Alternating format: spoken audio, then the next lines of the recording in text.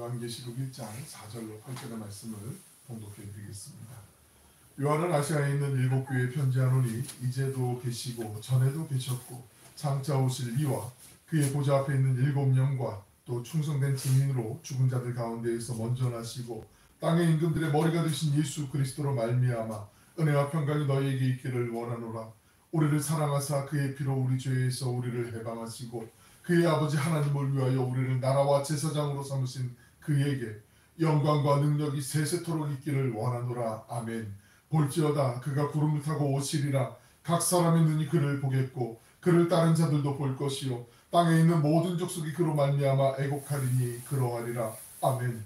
주 하나님이 이르시되 나는 알파와 오메가라. 이제도 있고 전에도 있었고 장차 올 자요 전능한 자라 하시더라. 아멘. 아멘. 그 주님의 날 주의 전에서 코로나19로 예배드린 우리 모두에게 주님의 은혜와 평강이 함께 하시길 축원합니다. 설 연휴가 시작되는 시간이기도 하고 마음도 또 분주할 수도 있는데 한 주간 또 주님이 주시는 지혜와 은혜 안에서 몸과 마음 영혼이 건강하시도록 더욱더 또 주님의 뜻 가운데 살아가시길 축복하고요. 요한계시록은 우리가 잘 알고 있는 예언서 계시록이지만 당시 실제로 존재했던 소아시아 지역, 소아시아는 오늘날 그 예전엔 터키라고 그랬는데 몇 해 전부터 튀르키예라고 얘기하잖아요. 그 튀르키예에 있는 그 7개 교회가 대표적으로 이제 소아시아에 있는 교회가 이제 2장부터 나오게 되는데 2장, 3장이 나오게 되는데 그 교회들에게 사도 요한이 에베소에서 약 65km 정도 떨어져 있는 반모라고 하는 작은 섬에 유배되어 있다가 그 한 환상 가운데 하나님이 주신 그 말씀을 적어서 편지를 보낸 것이 요한계시록이잖아요. 그러니까 환상으로만 묵시문학으로만 볼 수 없고 이게 실제하는 교회에 실제로 하나님의 말씀을 전해준 편지, 책이라고 우리가 이해하는 것 아주 유익하죠. 그러니까 한쪽으로만 편협하게 보지 않고 전체적인 큰 틀을 보고 또 세세하게 짚어서 가는 것이 우리의 신앙에 있어서 상당히 큰 보탬이 된다는 것을 다시 한번 말씀을 드리면서요. 오늘 그 요한계시록 하면 우리가 지난 시간에도 처음에 1장 서론을 했지만 계속 서론이에요. 오늘까지도 그 두려운 책으로만 이렇게 알고 있는 경우도 많이 있는데 절대 그렇지 않아요. 성경에 성부, 성자, 성령 삼위일체는 이것이야라고 정확하게 나와 있거나 그 문구가 언급되어 있는 말씀이 없는데 요한계시록이 가장 든든하게 삼위일체를 우리에게 알려주는 말씀이거든요. 그래서 성경 66권이 다 소중하지만 요한계시록은 특별히 예수님에 대해서 또 아기 예수로 오신 예수님이 아닌 다시 이 세상에 심판주로 오실 재림하실 예수님에 대해서 우리에게 아주 확실하게 선명하게 알려주는 말씀이기 때문에 제5의 복음서라는 별명을 갖고 있기도 하더라고 지난 시간에 한번 말씀을 드렸어요. 우리 본문 4절에 있는 말씀을 같이 한번 읽겠습니다. 시작. 요한은 아시아에 있는 7교회에 편지하노니 이제도 계시고 전에도 계셨고 장차 오실 이시며 그의 보좌 앞에 있는 7영과 여기서 이제도 계시고 전에도 계셨고 장차 오실 이는 영원하신 아버지 성부 하나님을 의미하는 말이거든요. 그리고 그의 보좌 앞에 있는 7영은 성령 하나님을 가리켜요. 그러면 7영? 성령님이 7분인가? 이렇게 의아할 수 있는데 요한계시록에 상징의 숫자들이 많이 들어가거든요. 7은 완전수를 의미한다고 말씀드려요. 완전한 수. 성령 하나님, 완전하신 하나님께서 여기 계시다라는 것을 말씀하는 거고요. 7영이 아니라 한 분이신 성령이시지만 성령의 다양한 역할들이 있기 때문에 그것을 완전하신 성령님을 강조하기 위해서 7영이라고 얘기하는 거예요. 그러니까 그거를 오해하시면 안 되고 옆에 좀 메모를 해두실 수 있거나 표시해 주시면 그렇게 표시하는 것도 좋죠. 성령님의 7가지 특성에 대해서 이사야서 11장 2절은 잘 언급하고 있어요. 이사야서 11장 2절에 있는 말씀 읽어드릴게요. 보세요. 그의 위에 여호와의 영이라고 그래요. 성령님 여호와의 영이 곧 지혜 두 번째, 총명 세 번째 영이요, 모략과 재능 다섯 번째 영이요, 여섯 번째 지식과 여호와를 경외하는 영이 강림하시리니 성령 하나님에 대해서 성령 하나님의 7가지 특성에 대해서 정확하게 이사야 선지자가 얘기한 것처럼 그 7가지 영, 7영이라는 게 요한계시록을 말씀하는 게 성령 하나님의 특성에 대해서 언급한다라는 거 이걸 잘 기억하시면 되고요. 그럼 성부 하나님에 대해서 말씀하고 있고 성령 하나님에 대해서 말씀하고 있어요.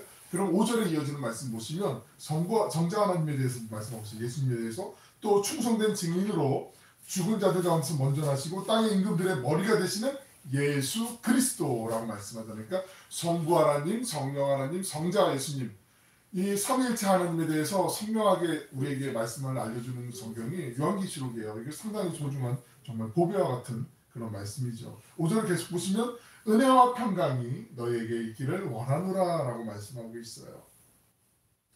즉 요한계시록 천벌에서 요한은 성부 성자 성령 하나님께서 너희에게 은혜와 평강을 주시기를 원하노라 이렇게 선포하고 있는 거죠.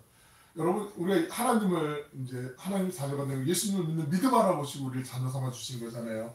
신앙생활할 때 은혜가 어떤 믿음의 여정의 시작 출발점이라면 우리 여정의 마지막 종착 그리고 여정의 모든 과정 가운데 완성은 평안이에요. 평강 혹은 화평, 평화라고도 얘기하는 다 똑같은 말이거든요. 이게 히라보는 에이레네라는 단어인데 우리가 하나님의 은혜로 예수님의 그 예수님 믿는 믿음으로 그 은혜로 하나님의 자녀가 됐잖아요. 그 은혜를 받았는데 은혜를 받고 살아가다 보면 우리가 참 감사하지 참 이건 얼마나 이렇게 귀하지 이건 세상에서 정말 알 수 없는 거고 맛볼 수 없는 거고 누릴 수 없는 건데 하나님이 이런 은혜를 주셨구나 우리 깨닫게 되는 순간들이 있잖아요. 왜 없는 척 하세요? 다 있으시잖아요. 그 은혜를 감사할 때 그 속에 마음속에 평강이 생겨요. 평안함이 생겨요. 화평이 생겨요. 평화가 생기는 거예요. 하나님이 주시는 은혜에 감사하다 보면 그 속에 평안함이 있잖아요.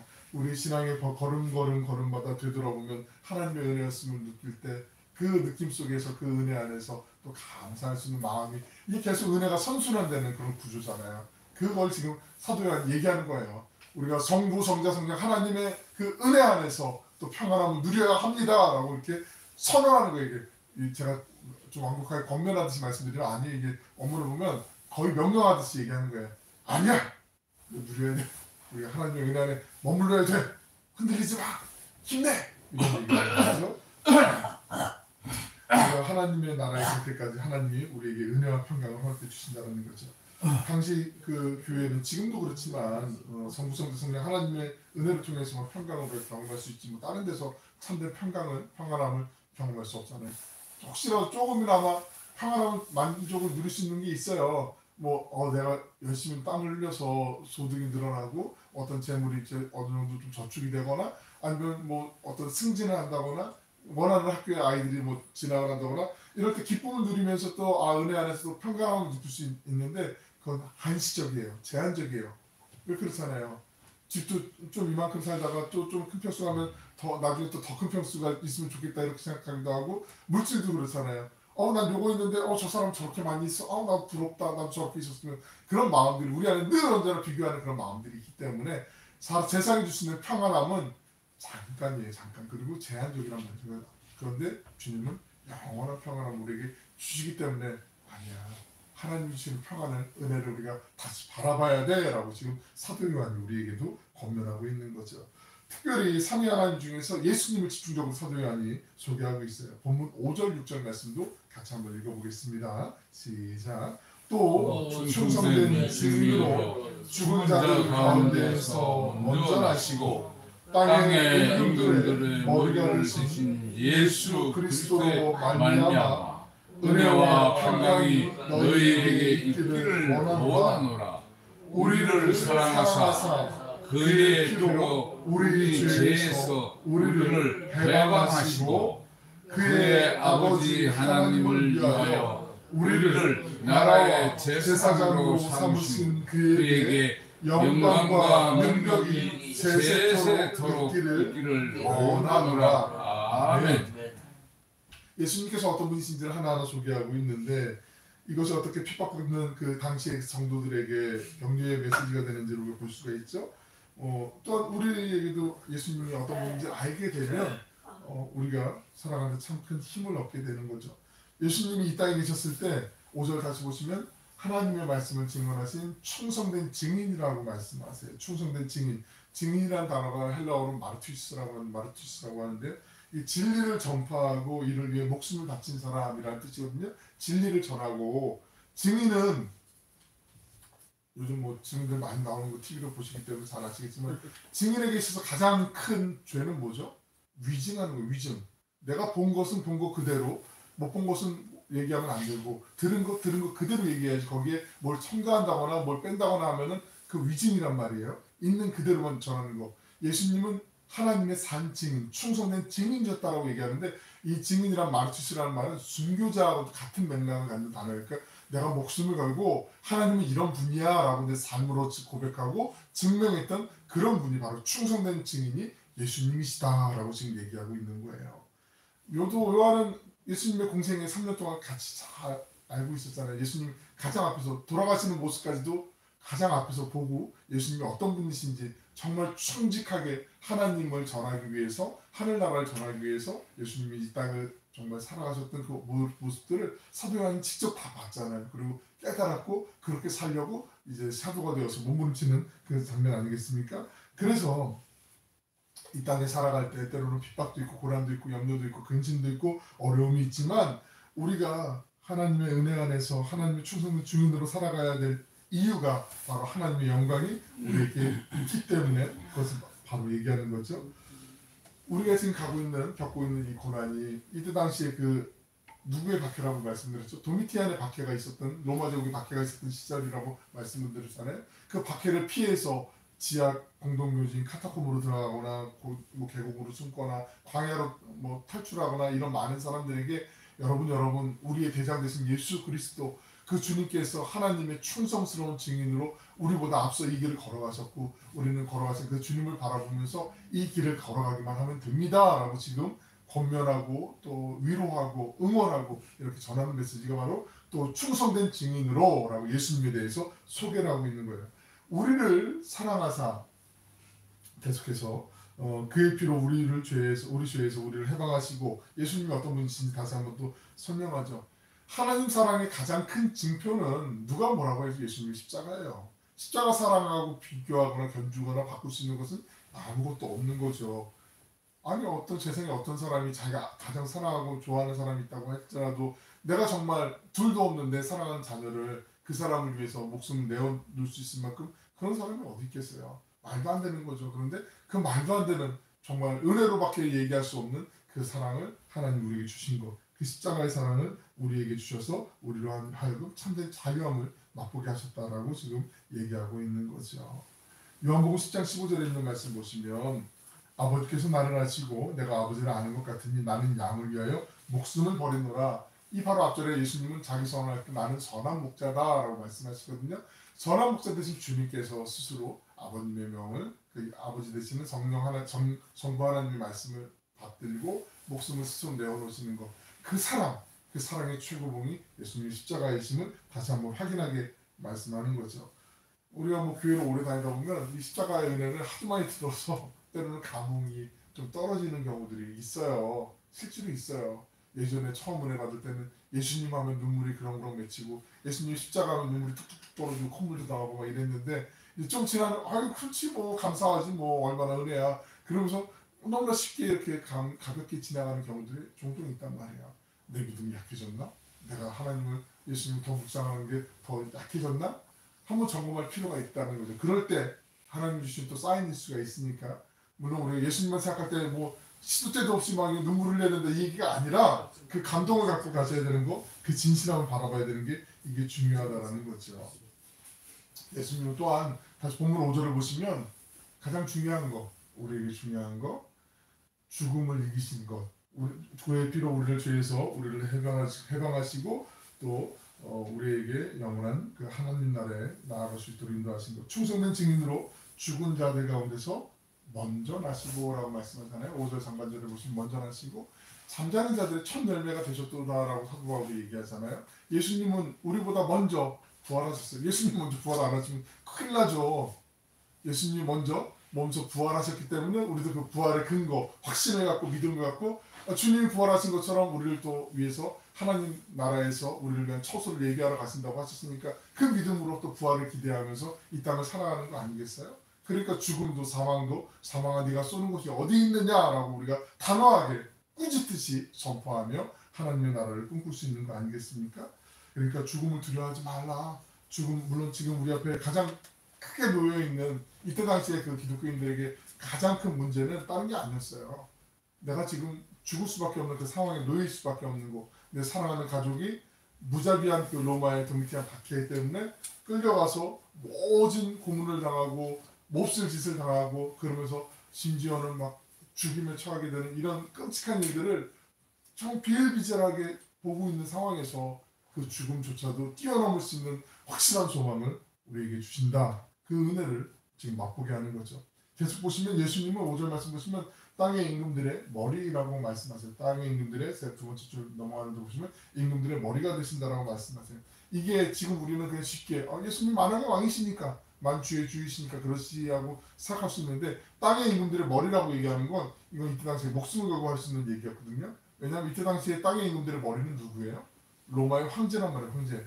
온 세계를 점령한 로마의 황제란 말이에요. 그러니까 로마 황제를 반역하는 말이 바로 이런 말이란 말이죠. 땅의 임금들의 머리.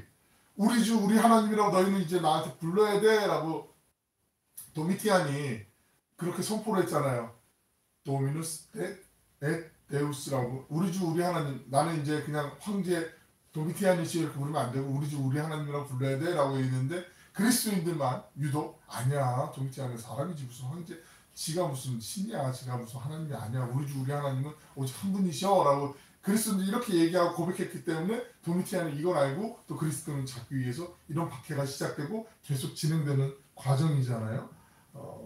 부활하신 예수 그리스도 바로 그분만이 우리의 하나님이심을 땅의 임금들의 머리이심을 다시 한번 각인시켜 주는 거죠. 6절 말씀 넘겨보시면 그의 아버지 하나님을 위하여 우리를 나라와 제사장으로 삼으신 그에게 영광과 능력이 세세토록 있기를 원하노라 라고 말씀하고 있어요. 우리를 하나님의 나라, 하나님의 나라는 하나님의 백성으로 삼아주셨다는 거예요. 하나님의 백성, 우리 한 사람 한 사람을 하나님의 백성으로 자녀로 삼아주셨죠. 또 백성으로 삼아주셨다. 그러니까 예수님은 나의 나라는 이 땅에 속한 나라가 아니라라고 말씀하셨잖아요. 핍박받는 교인들에게 우리의 나라는 로마가 아니라 하나님의 나라라는 걸 다시 한번 말씀하고 있는 거죠. 우리가 하나님의 나라의 백성이잖아요. 우리도 지금 대한민국이라는 나라에 살고 있고 대한민국의 백성이고 국민이지만 우리는 또한 하나님의 신앙적으로 영적으로 하나님의 백성이고 자녀이고 하나님의 나라에 속한 사람들이잖아요. 그래서 사도 바울이 우리의 시민권은 천국에 있다라고 얘기하잖아요. 천국 시민들이잖아요. 우리가 그 시민권을 살아갈 수 있는 거 믿으시죠? 이렇게 대답을 안 해주시는데 우리 진짜 나라 하나님의 나라 하늘 나라인 거 아니겠어요?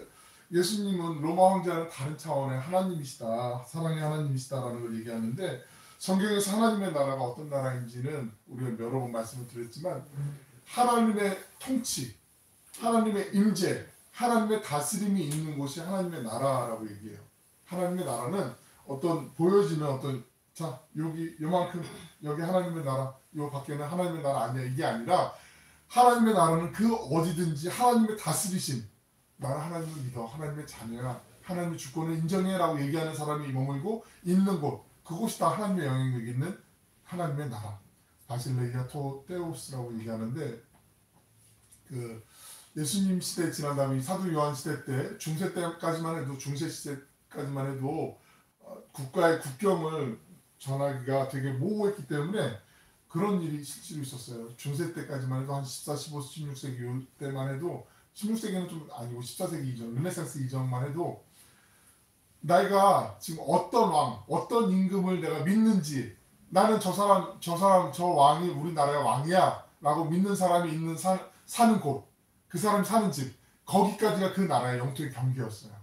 무슨 얘기인지 아시겠죠? 그러니까 내가 지금 어떤 사람이 나 우리의 왕이야 라고 믿고 내가 동해에 살아요. 그리고 어떤 사람은 동해에 살지 않고 여기 옆에 삼척에 살아요. 그러면은 그 동해에 사는 사람이 내가 저 왕을 믿어. 그러면 그 왕이 있는 그 나라의 경계가 거기까지고 나는 저 다른 왕을 믿어. 그러면 그 왕을 믿는 사람 그 사는 집 있는데 거기까지가 그 나라의 경계였단 말이죠. 우리는 이제 왕의 그 나라의 경계를 이렇게 지리적으로 이렇게 구분하는 게 익숙하기 때문에 그렇게 보는데 하나님의 나라는 그렇지 않다는 거죠. 하나님은 내가 믿음이 있는 사람들이 머무는 곳, 하나님의 주권을 인정하는 사람들이 머무는 곳, 하나님을 믿고 신앙생활하는 사람들이 살아가는 곳, 그곳이 바로 하나님의 나라라는 거죠. 우리 지금 요한계시록 하기 전에 히브리서를 했잖아요. 히브리서 할 때 제가 그 은혜의 보좌 앞으로 나아갈 때 그 은혜의 보좌 말씀드린 거 기억나세요? 우리가 하나님을 믿고 성령의 인을 치고 예수를 구주로 영접해서 그 주님을 모시는 사람, 우리의 마음 속에 하나님의 우리 마음이 뭐가 된다고 그랬죠? 언약궤가 된다고 말씀드렸어요. 언약궤, 법궤가 된다고 말씀드렸어요. 그 언약궤가 있는 곳이 지성소, 거룩한 곳이라고 말씀드렸잖아요. 그래서 우리가 머무는 곳이 심지어는 우리가 가는 직장이나 학교나 우리가 머무는 어디든지 다 지성소가 된다. 하나님의 통치가 있고 임재가 있는 거룩한 곳이 된다라고 말씀을 드린 거 기억나시죠? 이 하나님의 통치도 마찬가지 개념이에요. 우리가 하나님을 믿는 믿음으로 예수 그리스도 구주로 영접하고 하나님의 백성이 되었으면 우리가 가는 곳이 다 하나님의 나라가 된다는 거죠. 지금 이걸 말씀하고 있는 거죠. 지금 너희가 아무리 로마의 핍박 가운데 압제 가운데 지금 죽음의 위기 가운데 있다고 할지라도 지금 하나님을 믿고 하나님의 다스리심을 내가 예배하는 그 순간, 그 공간, 그 모든 것이 하나님의 나라임을 믿는 거다. 그러면 나 하나님의 나라에 있는데 왜 고난을 받지? 왜 어려움을 받지? 그럼 궁금함이 들 수도 있잖아요. 근데 그 생각을 바꾸라고 지금 이 말씀 주시는 거예요. 내가 예수님 믿어도요, 아픔 있죠. 병 걸리죠. 고난이 있죠. 어려움이 있죠. 그런데 중요한 것이 있어요. 에이, 그럼 예수님 믿는데 이런 거, 너 손해보는 거 아니야? 너 시간도 뺏기고, 주일날 놀러 갈 때도 많고, 재밌는 텔레비전 얼마나 많이 하는데, 나 그런 거 아니야? 라고 생각할 수 있는데, 아니죠. 우리는 나 혼자 이 고난을 이겨내고 어려움을 이겨내라고 있는 존재가 아니라는 거. 세상에서는, 아이, 세상 뭐 있어? 뭐, 그냥, 에이, 뭐 그러면서, 막, 이렇게 내가 즐기고 싶은 걸 다 즐기면서 그걸로 스트레스를 풀고 다 영을 즐긴다라고 생각하는데 한계가 있단 말이에요. 갈증이 난단 말이죠. 예레미야 선지자가 얘기한 것처럼 아무리 파도 채워지지 않는 터진 웅덩이와 같은 허망함이 그 속에 있는 거란 말이죠. 그런데 우리는 예수님 안에 살지만 때로는 고난도 있고 아픔도 있고 어려움도 있고 병의 아픔도 진실도 많이 있단 말이죠. 그 속에서 누가? 예수님이, 하나님이 우리와 함께 그 고난 속에, 아픔 속에, 그 슬픔 속에, 고통 속에 하나님이 함께 아파하시고 함께 위로하시길 원하시는 그 임마누엘의 인도하심 속에 있는 거라는 거죠. 이게 별로 차이가 없는 것 같죠? 엄청나게 큰 차이가 있죠. 엄청나게 큰 차이. 그건 조금 이따가 말씀드릴 거예요. 우리를 나라 삼으신 예수님은 우리를 구원하신 뒤 우리를 또 제사장으로 삼아주셨다라고 얘기해요. 나라와 제사장으로. 그러니까 우리가 하나님의 나라 앞으로 나갈 때 언약궤와 같은 표현이지만 머뭇거릴 필요가 없어요. 구약에서는 제사를 드리기 위해서 제물을 갖고 오고 제물을 안수하고 내 머리에 안수하면서 내 죄를 이 제물에 전가하고 제사장이 이제 중간에 중보 역할을 하고 그리고 내가 제물을 직접 잡아 죽이면서 제사를 드려서 내 죄의 용서함을 받았는데 이제는 그럴 필요가 없이 단번에 예수님께서 십자가의 달을 돌아가심으로 우리의 모든 죄를 위해서 단번에 제물이 되셨기 때문에 예수님을 믿는 믿음 하나 갖고 기도하면서 우리가 주님 앞에 하나님 앞에 나아갈 수 있는 거잖아요. 마찬가지로 우리가 하나님 앞에 나아갈 때 다른 어떤 뭐 걸림돌이나 어떤 도움이 필요하지 않고 우리 각자가 왕같은 제사장처럼 하나님 앞에 기도하면 하나님의 나라 삶으로서 예배드릴 수 있고 또 우리 같이 예배를 드리지만 그 속에서 우리를 왕같은 제사장으로 삼아주신 하나님께서 예배를 받으신다라고 말씀하는 거죠. 그러니까 내가 혼자 있어도 어떻게 예배를 드릴 수 있어? 내가 우리 가족밖에 없는데 어떻게 예배를 드릴 수 있어? 이게 아니라 우리는 다 하나님의 자녀요, 하나님의 나라 백성이요, 우리는 하나님의 제사장이기 때문에 우리가 모이는 곳에서 또 예배 드릴 수 있음을 다시 한번 확인시켜 주는 거죠. 왜냐하면 이때 당시에 예수님을 믿었던 신실한 그리스도인들이 핍박 가운데 예배 드릴 생각도 없고 경황도 없고 그런 상황도 아니라고 생각했을 때 그때 아니야, 지금도 예배 드릴 수 있어 라고 말씀하는 거죠. 마치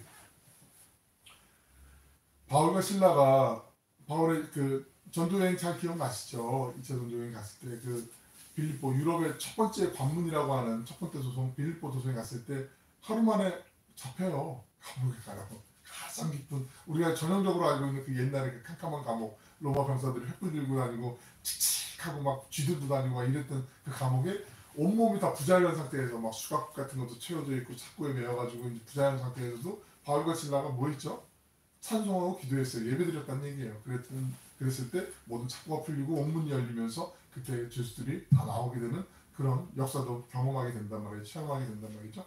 예배를 드릴 수 있는 곳이 제한되지 않는다라는 걸 제사장 되었다라고 지금 말씀하고 있는 거예요. 그러니까 가정에서도 예배 드릴 수 있으니까 꼭 뭐 그래서 기업에서도 왜 회사에서도 신우회 같은 거 조직해갖고 점심시간 같은 때 조금 밥을 빨리 먹고 오거나 아니면 조금 천천히 먹거나 해서 그 잠깐 시간에 예배 드리고 이런 모임들도 있잖아요. 학교에서도 아이들 기독학생회 이런 거 하면서 같이 예배 드리면서 같이 하는 거, 이게 얼마나 건강하고 좋은 모습인지 또 제사장인 것을 얼마나 잘 활용하는 건지 우리에게 보여주는 본보기가 되는 거죠.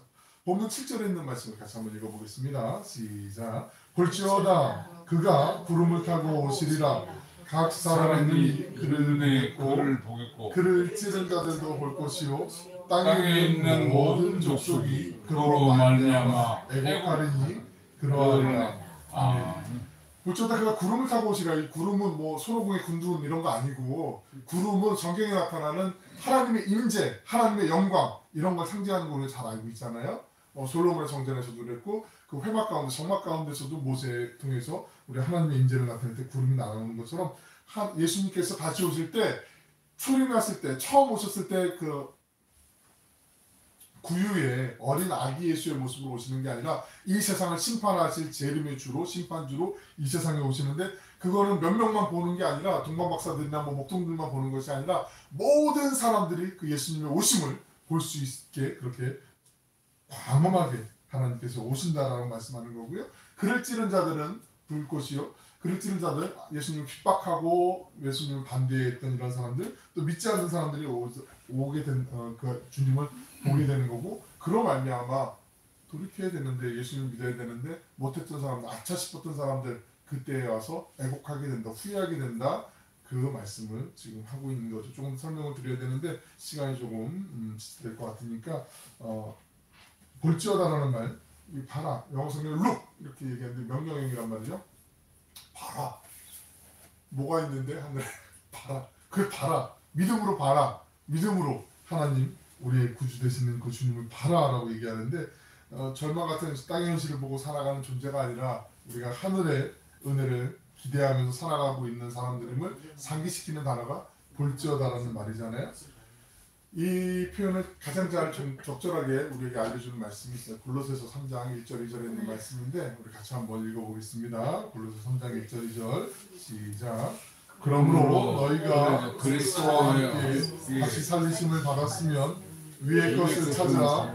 거기는 그리스도께서 하나님 우편에 앉아 계시느라 위의 것을 생각하고 땅의 것을 생각하지 말라. 위의 것 얘기하는데 그 위의 것이 무엇인가 우리는 이미 말씀을 통해서 잘 알고 있지만 하나님 나라의 그 이 세상과는 비교할 수 없는 그 은혜가 있고 영광이 있는 것을 우리가 알고 있잖아요. 8절에 있는 말씀 마지막 절 같이 읽어봅니다. 시작. 주 하나님이 이르시되 나는 알파와 오메가라 이제도 있고 전에도 있었고 장차 올 자요 전능한 자라 하시더라. 이제도 있고 전에도 있고 장차 올 자 하나님께서 과거와 현재와 미래를 통틀어서 항상 계시는 분임을 우리에게 말씀하고 있는데 이렇게 우리는 또 살면서 지금처럼 경기가 안 좋을 때가 없었던 것 같아. 뭐 코로나 때보다 더 힘들어. IMF 때보다 더 힘들어 이렇게 얘기하지만 하나님은 역사의 주관자시잖아요. 맨 처음과 나중에 되시잖아요. 이거보다 더 힘든 과거의 상황도 하나님이 다 알고 계시고 또 장래에 어떤 상황이 벌어질지 모르지만 하나님이 다 알고 계시잖아요. 그 모든 것을 알고 계신 하나님께서 우리를 위로하시는 거죠. 하나님은 모든 것을 다 보고 계시는 거죠. 현재가 힘들다고 말하지만 지금 또한 지나가죠. 미래가 두렵다고 얘기하지만 하나님이 미래도 주관하시고 우리와 함께 하시는 거죠. 사도 요한이 하나님을 가리켜 이제도 있었고 이제도 있고 전에도 있었고 장차 올 자라고 얘기하는 거, 요 말씀이 우리가 읽었던 말씀이 반복되는 거 혹시 아세요? 기억나세요? 4절에 있는 말씀 한번 보시겠어요? 4절 말씀. 4절 말씀 보시면 똑같이 반복이 되는 말씀인데 이것을 수미상관이라는 기법이라고 얘기하는데 성경을 기록할 때 한 19가지 정도의 그 원칙으로 성경을 기록한 그 문학적인 패턴이 나오거든요. 이걸 다 설명드리기에는 이렇게 공부해야 되나? 그러실 수 있어서 약간 놀라실 것 같아서 좀 넘어갈 거고, 수미상관이라는 게 뭐냐면 위에 어떤 주제되는 말씀이 있어요. 그리고 맨 밑에 또 다른 이 같은 주제되는 말씀 다시 한번 반복을 해요. 반복을 하는 건 이 주제가 되게 중요하기 때문에, 그리고 위에 이 말씀하고 밑에 이 말씀하고 반복되는 말씀 그 중간에 이 말씀의 주제의 핵심되는 내용들을 여기 안에 다 포함하고 있어요. 마치 그 샌드위치 드셔보셨잖아요. 빵이 양쪽 사이드에 있고 그 안에 내용물들이 있는 것처럼, 햄버거도 그런 것처럼 그 안에 내용들이 담겨져 있는 거. 대표적인 예 하나만 찾아볼게요. 마태복음 4장 23절 찾아보실래요? 마태복음 4장 23절 보시면 나와 있네요. 노란 것만 한번 읽어보실까요? 시작. 그들의 회당에서 가르치시며 천국 복음을 전파하시며 백성들의 모든 병과 모든 약한 것을 고치시니. 예수님이 이 땅에서 하신 사역 세 가지가 나오는데 뭘 하시죠? 첫 번째는 가르치셨어요. 그리고 전파하셨어요. 천국 복음을 약한 것을 고치셨다. 가르치시고 전파하시고 고치신 거. 요 세 가지 사역을 하신단 말이죠. 그 다음에 9장에 넘어가시면 다음 절 넘어가시면 9장 35절 보시면 다시 노란 거예요. 시작. 그들을 회당에서 가르치시며 천국 복음을 전파하시며 모든 병과 모든 약한 것을 고치십니다.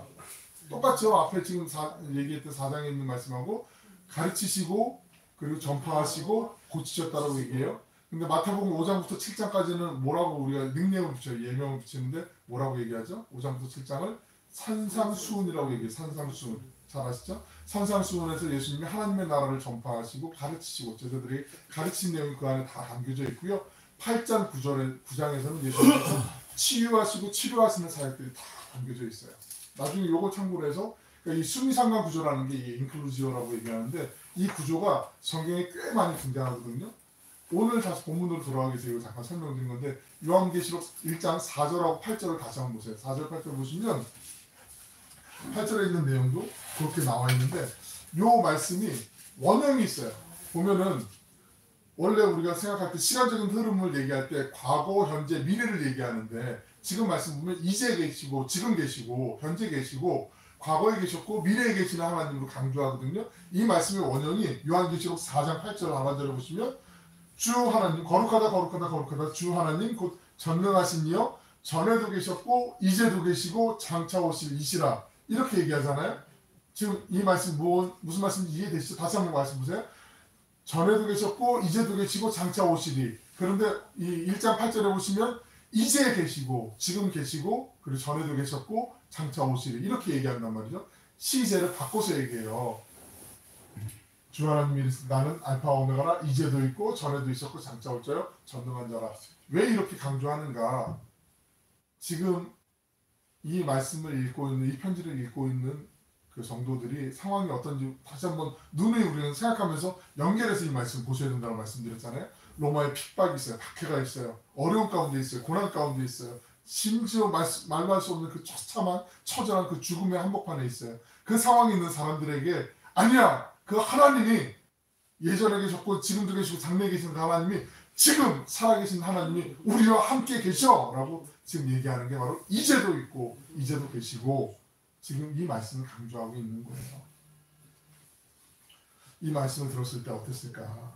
아무리 기도해도 내 말씀, 내 기도를 들으시는 것 같지 않고 하나님 예전에 성경에 보면 홍해도 가르치고 굶주린 사람들에게 많은 것들을 허락해 주시고 병든 자도 고쳐주셨는데 아니야 그 하나님 의심하지 마. 하나님 지금 계셔. 이제도 있고 라고 지금 사도 요한이 말씀하고 있는 거죠. 우리에게 전달해 주고 있는 거죠.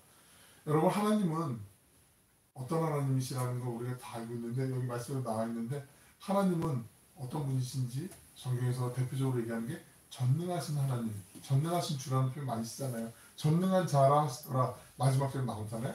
하나님은 유능한 분이 아니에요. 전능한 분이에요. 유능하고 전능은 하늘과 땅 차이는 거 아세요? 로마의 황제 시저 그 도미티안은 유능한 능력이 많은 실력이 많은 사람이었을 거예요. 근데 하나님은 아니에요. 유능한 분이 아니라 전능한 분이에요. 전능이라는 건 능치 못한 게 없다라는 거잖아요. 모든 것이 가능하다라는 거죠. 유능은 내가 힘닿은 데까지 할 수 있는 것들이 좀 많은 사람을 유능이라고 얘기하잖아요. 하나님은 전능하신 분이다. 그렇게 표현하고 있어요. 이 전능한 자라는 표현이요. 신약성경에 10번 나오거든요. 10번. 신약성경 27권 가운데 10번이 나와요. 근데 딱 한 번 다른 성경에 나오는 게 고린도후서 6장 18절. 6장 18절 보시면 읽어드릴게요. 너희에게 아버지가 되고 너희는 내게 자녀가 되리라. 전능하신 주의 말씀이니라 하셨느니라. 고린도후서 6장 18절에 전능하신 주라는 단어가 딱 한 번, 판토크라토르라는 단어가 딱 한 번 나오고요. 나머지 9번은 어디에 나오냐면 요한계시록에만 나와요. 요한계시록에만. 우리 전능하신 하나님 얘기를 많이 하는데 그러니까 요한계시록을 모르면 그 전능하신 하나님에 대한 강조점을 우리가 놓치게 될 수 있다는 거죠. 하나님의 사랑을 의심할 수밖에 없는 그 상황. 하나님이 살아계시면 우리를 이렇게 내버려 두시면 되나? 우리를 이렇게 처참한 이런 상황으로 우리를 내버려 두셔도 되나? 하나님 어떻게 그러실 수가 있는가? 원망하고 한탄하고 탄식하고 있는 사람들 속에 아니야! 하나님 전능하신 하나님이시고 하나님 지금 우리와 함께 살아계신 분이셔라고 지금 얘기하는 게 바로 오늘 말씀이라는 거죠.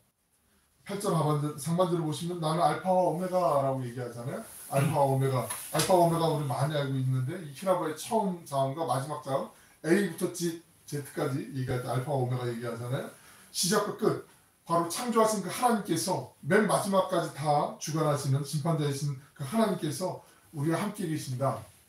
하나님이 시작하셨으면 끝을 낸다라는 이 말씀은 그러니까 핍박당하는 성도들에게 눈물 닦아주시면서 아니야 힘내 좀 참아봐 견뎌봐 이 정도로 말씀하시는 게 아니에요.